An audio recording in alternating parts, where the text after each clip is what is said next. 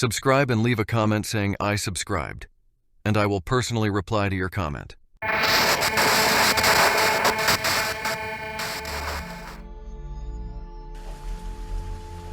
My family often made the trip to visit my grandparents, who lived in a small, weathered neighborhood just off Gratiot Avenue in Detroit.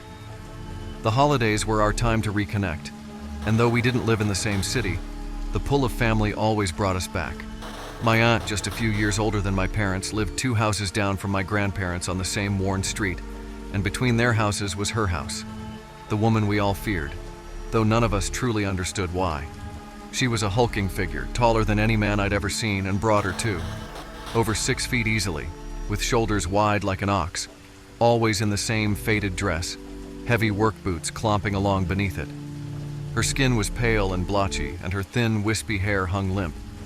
No one ever really spoke to her, and she rarely spoke to us, unless she was screaming. The only time we ever saw her outside was either when she was in her backyard, which stretched out behind her house like a desolate field, or when she was scrubbing the walls of her home. Yes, scrubbing the actual building, as if she could somehow erase whatever unseen filth clung to it. She did this often, even in the dead of winter, bundled in a tattered coat, her chains glinting with frost as she scrubbed away. During these times, she would hurl insults at us kids if we happened to be in earshot, her voice raw and guttural. "Devil's coming for you. She'd screech. He's coming for all of you sinners." Her words cut through the cool Michigan air like glass, and we would scatter like mice. The adults always told us to leave her alone, to avoid her house completely. They'd say, "She's not right in the head," they'd say, shaking their heads. "Just stay away." And we did. But it didn't stop us from watching her. Anytime we had to pass by her house, we'd sprint. There was no walking near her house, no casual glance. We would run, not looking back until we'd reached the safety of my aunt's front porch or my grandparents' doorstep. Alone was never an option. One Halloween, everything changed. It was a particularly cold autumn, the wind whipping off the Detroit River, slicing through our cheap costumes. We had gathered at my grandparents' house, our ragtag group of cousins ready to fill our pillowcases with candy. One cousin, braver or stupider than the rest, dared us to trick or treat at the creepy woman's house. We were all terrified, but no one wanted to back down. "What? You scared?" they taunted. I didn't want to go, but I also didn't want to be left out. So we all huddled together, made our way to her front door. It was worse than I imagined. As we stood on her crooked, creaky porch, every board beneath our feet seemed ready to give way. One of us, God knows who, rang the doorbell. Nothing. Then, from inside the house, came a series of loud, terrifying crashes, like someone throwing heavy objects across the room or slamming doors shut with all their strength. We jumped back, frozen in place. The door creaked open slowly, the hinges screeching like nails on a chalkboard. And there she stood, silhouetted against the dim light of the house. In her hands, she clutched what looked like a severed head. We screamed, all of us. The head looked real, too real. Blood dripped from its matted hair, and its glassy eyes stared blankly at us. We turned and bolted, our feet barely touching the ground as we sprinted back to my grandparents' house, our candy bags forgotten. When the adults found out, they laughed it off. "A Halloween joke," they said. "Serves you right for bothering her." But a month later, things took a darker turn. I remember the night vividly. The phone rang late, well after we had all settled in for the evening. My mom answered, and her face went pale as she listened. My aunt, 2 houses down, had been attacked. The woman with the head had tried to kill her. My aunt had been unloading groceries from her car, my baby cousin in her arms, when the woman crept up behind her with one of those wire saws, thin, sharp, nearly invisible. She looped it around my aunt's neck and pulled, the thin wire biting into her skin. My aunt screamed and thrashed, kicking the door to her house desperately. My uncle heard the commotion and rushed outside, armed with the closest thing he could grab, a baseball bat. He beat the woman, hard, until she released the saw and collapsed in a heap. The police came, and what they uncovered was worse than any of us could have imagined. The woman had been digging tunnels beneath her house, long, winding tunnels that stretched out under the neighboring homes. My grandparents' house, my aunt's house, and even the house on the other side of the street. Dirt had been steadily disappearing from under our feet, replaced by these hidden passageways. The raised garden beds in her backyard? They had been filled with the dirt she'd been pulling up from below. The head that we had seen on Halloween was the head of a homeless man. He had gone missing 2 weeks before Halloween. My aunt survived the attack, and that woman's house was eventually torn down. But every time I go back to visit Detroit, I can't help but glance at that empty lot where the creepy woman once lived. It all started in the fall of 2016, when the first sightings of creepy clowns began flooding the news. At first, people thought it was a prank, a sick joke that got out of hand. After all, Halloween was approaching, and clowns, with their painted faces and oversized shoes, were perfect for a scare or two. But as the weeks went by, something darker took root, something far more sinister than anyone had anticipated. I was a senior in high school that year, living in a small, quiet town where nothing much ever happened. We weren't immune to the phenomenon, though. Clown sightings had started to pop up in our area, too. Social media was ablaze with grainy videos and shaky cell phone footage of clowns lurking in the woods, staring down from street corners, or just standing there, silent and still, in the distance. Then came the night I saw one for myself. It was late October, 2 weeks before Halloween, and my friends and I were coming back from a late-night drive. We had just left the outskirts of town, heading down a narrow, wooded road that led back toward home.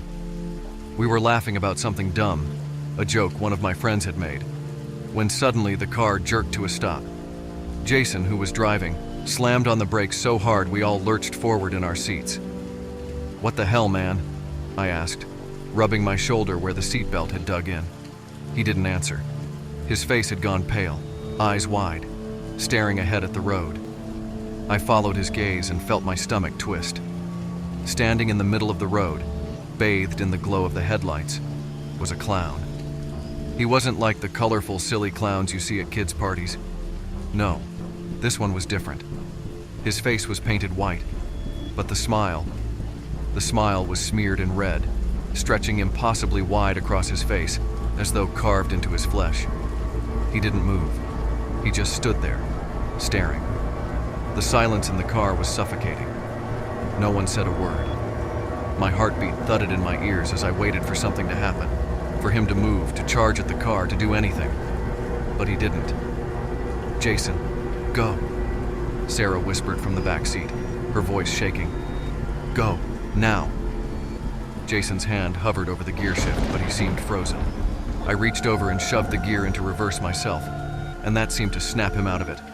He slammed his foot on the gas, and the car shot backward, tires screeching against the asphalt. The clown didn't chase us. He didn't move an inch. We drove in silence until we were back on the main road, the lights of town in the distance. None of us spoke about what had happened. We just wanted to get home, to forget about the terrifying encounter and pretend it was some elaborate prank, some bored local kid trying to scare people. But that wasn't the end. The next night, I woke up around 3 a.m. to the sound of something tapping at my window. At first, I thought it was the wind, maybe a tree branch brushing against the glass. Tap, tap, tap. I sat up in bed and slowly turned to look at the window. My bedroom was on the second floor, but as I peered through the darkness, I saw it, the outline of a face, a clown's face, the same clown from the road. I gasped, stumbling back and nearly falling out of bed. I scrambled for my phone, hands shaking, and dialed 911. But as soon as I pressed the call button, the tapping stopped. I looked back at the window, but the clown was gone.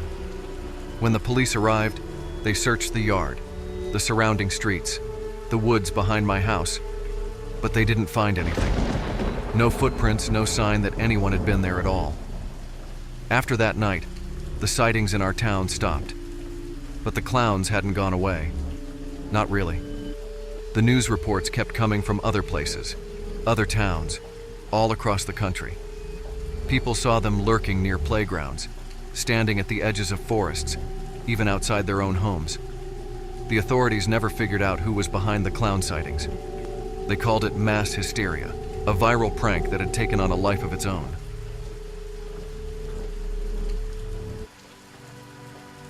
Halloween night in 1967 was meant to be filled with laughter, costumes, and the sweet reward of candy. Portsmouth, Virginia, like so many towns, had long embraced the tradition, with children filling the streets in search of treats. It started with mischief. Early in the evening, reports of pranks circulated around Portsmouth.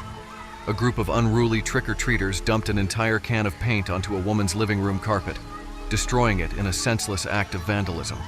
Soon after, a teenager set off fireworks inside a younger child's candy bag, startling bystanders and leaving the victim terrified. But these pale in comparison to the night's most horrifying event, the death of 14-year-old James Earl Brown Jr. James, a typical teenage boy, had set out for a night of Halloween fun, trick-or-treating just a few blocks from his home near the Norfolk Naval Shipyard. As the night wore on, he encountered a group of younger kids, one of whom had a bulging bag of candy that caught his eye. James grabbed the bag from the 13-year-old boy and sprinted down the street, not expecting anything more than a chase and maybe a few laughs. But the chase took a tragic turn. The 13-year-old caught up to James, determined to retrieve his stolen candy. According to a couple who witnessed the incident, it initially appeared like a harmless game. The younger boy reached out and tapped James on the back as if tagging him. But as the witnesses drew closer, their amusement turned to horror. James collapsed on the street. What they initially mistook for a playful scuffle was far more sinister. James had been stabbed in the chest, a wound so deep it pierced his lung. His father later told the Virginian pilot that the weapon might have been an ice pick, though later reports described it as a steak knife. Regardless of the weapon, the outcome was the same. James Brown Jr. lay dying on the pavement, his life taken over something as trivial as a bag of candy. The news of the killing rippled through Portsmouth and its neighboring cities like a shockwave. Halloween, a night meant for children's joy and harmless pranks, had turned deadly. The people of Portsmouth were outraged.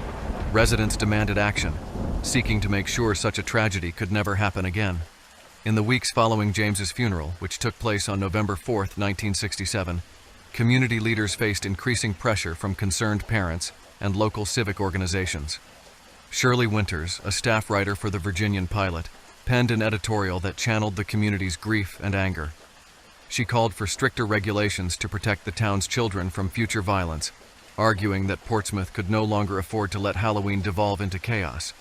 Her editorial ignited a movement among local civic clubs, which began to lobby city leaders for a new law. Portsmouth responded swiftly. In the aftermath of the tragedy, the city implemented a controversial law that banned anyone over the age of 12 from trick-or-treating. The penalty for violating this law was shockingly severe. Offenders could face up to 6 months in jail. The logic was clear. City leaders believed that limiting the age of trick-or-treaters would curb the kind of misbehavior and violence that had led to James Brown's death. The new laws sent a powerful message. These pranks would no longer be tolerated. Subscribe and leave a comment saying "I subscribed," and I will personally reply to your comment. Thank you for watching. Don't forget to hit the notification bell so you never miss a new horror story.